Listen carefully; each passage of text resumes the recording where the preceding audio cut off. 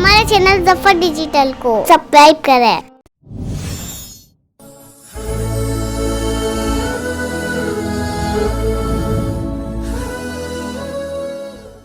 اللہ تبارک و تعالیٰ فرماتے ایمان والے مرد اور ایمان والی عورتیں نماز کا دامن تھام لو، صبر کا دامن تھام لو۔ اللہ فرماتا جنت نہیں عطا کروں گا، جنت بنانے والا خود اللہ تجھے مل جائے گا، اور اللہ مل جائے اس سے بڑھ کے کیا دولت ہوگی۔ اور سچ بتاؤ ہمارے نبی کو کیا عورتوں سے محبت نہیں تھی؟ امت کی عورتوں سے محبت نہیں تھی؟ آپ کو معلوم ہے ہمارے نبی کے پاس کچھ قیدی عورتیں آئی جن کے ہاتھوں میں کڑیاں اور پاؤں میں بیڑیاں۔ ہمارے نبی صلی اللہ علیہ وسلم کو پتہ چلا تو ہمارے نبی صلی اللہ علیہ وسلم نے فرمایا کہ یہ جو عورتیں قیدی بن کر آئی ہے اس میں جو سب سے بڑی ان کی سردارن ہے ان کو میرے سامنے لایا جائے۔ تو وہ جو سامنے آئے تو اس کے سر پر دوپٹہ نہیں، اور وہ آنے والی کون معلوم؟ حاتم تائی کی بیٹی، حاتم تائی جو بہت بڑے سخاوت میں مشہور تھے اگلے زمانے میں، جو عیسائی تھے، ان کی بیٹی۔ اور ہمارے نبی صلی اللہ علیہ وسلم نے جیسے دیکھا کہ بغیر دوپٹے کے آئی، ہمارے نبی صلی اللہ علیہ وسلم نے اپنی گردن مبارک کو جھکایا اور صحابہ کرام کو ڈانٹا کہ ٹھیک ہے تم نے ہاتھوں میں کڑیاں باندھی ہے، پاؤں میں بیڑیاں باندھی ہے، یہ قیدی بن کر آئی ہے، مگر ان کے سر کا دوپٹہ کہاں ہے؟ تو صحابہ کرام نے کہا وہ تو جیسے آئی ویسے ہم یہاں پر لے کر آئے۔ ہمارے نبی نے فرمایا اگر ہماری بیٹی ہوتی تو بغیر دوپٹے کے باہر آتی؟ ہماری بیٹی ہوتی تو بغیر دوپٹے کے باہر آتی؟ ہمارے نبی کے چہرے کا رنگ سرخ ہو گیا۔ صحابہ کرام کو فرمایا سب خاموش ہو جاؤ، اور ہمارے نبی نے اپنے اوپر جو چادر مبارک تھی وہ چادر مبارک ہٹائی اور جا کر اس بیٹی کے سر کو ڈھاکا اور کہا یہ محمد نے تیرے سر کو ڈھاکا ہے، ایک ابا سمجھ کے تیرے سر کو ڈھاکا ہے، کیونکہ کوئی باپ اپنی بیٹی کا سر کھلا نہیں دیکھ سکتا، تو محمد کیسے اپنے امت کی بیٹی کا سر کھلا دیکھ سکتے ہیں؟ اب وہ تو حاتم تائی کی بیٹی تھی، ہمارے نبی پہچان گئے، کہا تو حاتم تائی کی بیٹی کہاں؟ تو کیا کہتی معلوم؟ آپ نے ٹھیک ہے اپنی چادر میرے سر پر رکھی، کوئی بات نہیں، لیکن آپ یہ مت سمجھنا کہ یہ احسان کیا تو میں ایمان قبول کروں گی، میں ایمان قبول کرنے والی نہیں ہوں۔ ہمارے نبی صلی اللہ علیہ وسلم نے فرمایا تو ایمان قبول کرے نہ کرے اس وقت دھرم کا کوئی معاملہ نہیں۔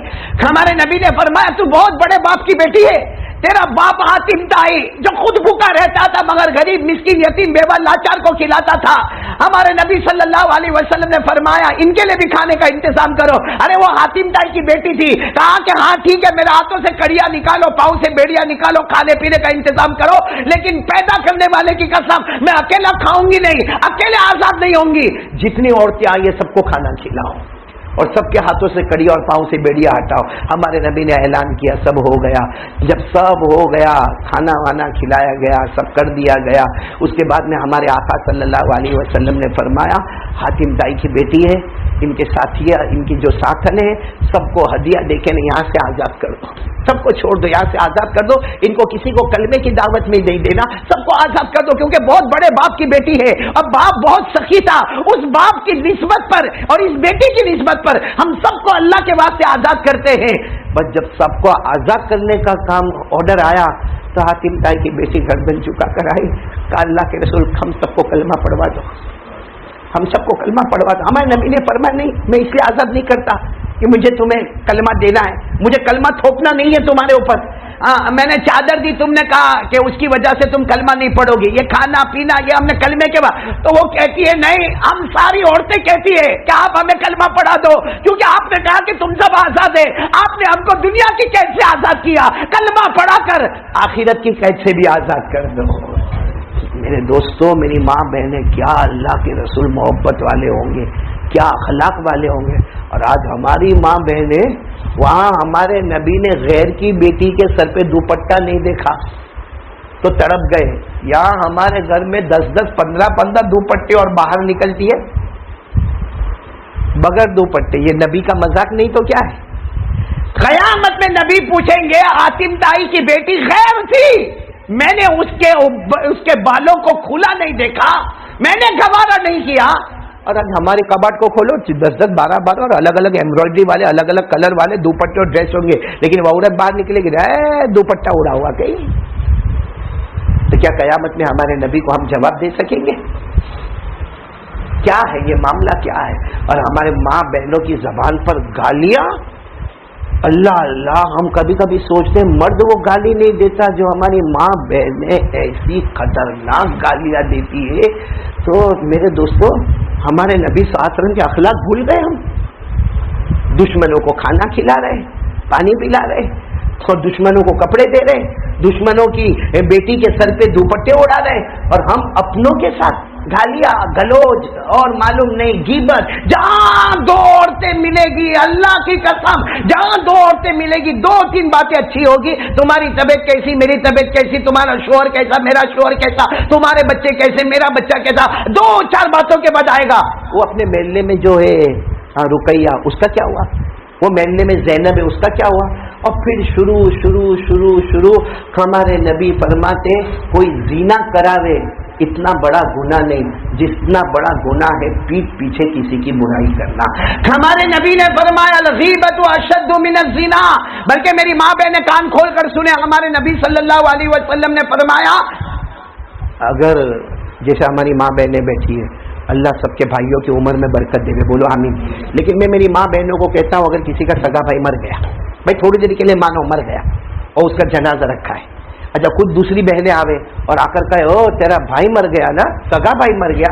اس نے روتے روتے کہا ہاں میرا سگا بھائی مر گیا. تو انہوں نے کہا ایک کام کرنا، چھری لینا، اس کا گوشت نکالنا، وہ بھی برابر ران کا گوشت نکال، ران کا گوشت نکال. آج اپن وہ گوشت کو تلیں گے، سیکیں گے، پکائیں گے اور خوب کھائیں گے. بتاؤ وہ عورت گوارا کرے گی اپنے مردے سگے بھائی کے بدن سے گوشت کے ٹکڑے کو نکالے اور کھائے گی اور گوارا کرے گی؟ ارے وہ بہن کہے گی نکلو، میرا بھائی مر گیا ہے، سگا بھائی مرا ہے، کیا میں میرے سگے بھائی کے بوٹی کا ٹکڑا نکالوں گی اور اس کو کھاؤں گی؟ ہمارے نبی اور اللہ فرماتے اگر یہ کر لے تو اتنا گناہ نہیں ہے جتنا گناہ پیٹھ پیچھے کسی کی برائی کرنے کا ہے. کما اللہ نے فرمایا وَلَا يَغْتَبْ بَعْضُكُمْ بَعْضًا أَيُحِبُّ أَحَدُكُمْ أَن يَأْكُلَ لَحْمَ أَخِيهِ مَيْتًا فَكَرِهْتُمُوهُ. اللہ فرماتے کوئی کسی کی غیبت نہ کرے. کیا تم پسند کرتے ہو کہ تمہارے سگے مردے بھائی کے گوشت کو کھائے؟ حقیقت میں گوارا نہیں کرو گی. تو اگر یہ گوارا نہیں تو غیبت کرنا اس سے بھی زیادہ گوارا نہیں. خیر بات وقت کافی زیادہ ہو گیا. میں میری ماں بہنوں کو کہوں گا پہلا کام بولو لا الہ، دوسرا کام مصطفیٰ سے محبت، اور آخری بات میری ماں بہن جیسا میں نے کہا نا، یہ تو آ گیا یہ ہمارے اسلم بھائی، رئیس بھائی، عبداللہ بھائی بہت اصرار کیے. باقی میں بہت بیمار ہوں، تھکا ہوا ہوں، اور ابھی میں بہت لمبا سفر کر کے آیا، اور اتنا لمبا سفر کر کے آیا کہ کل سے میری نیند پوری نہیں ہوئی ہے، تھکا آیا ہوں. اور ابھی مردوں میں بیان کیا، ابھی عورتوں میں بیان کیا.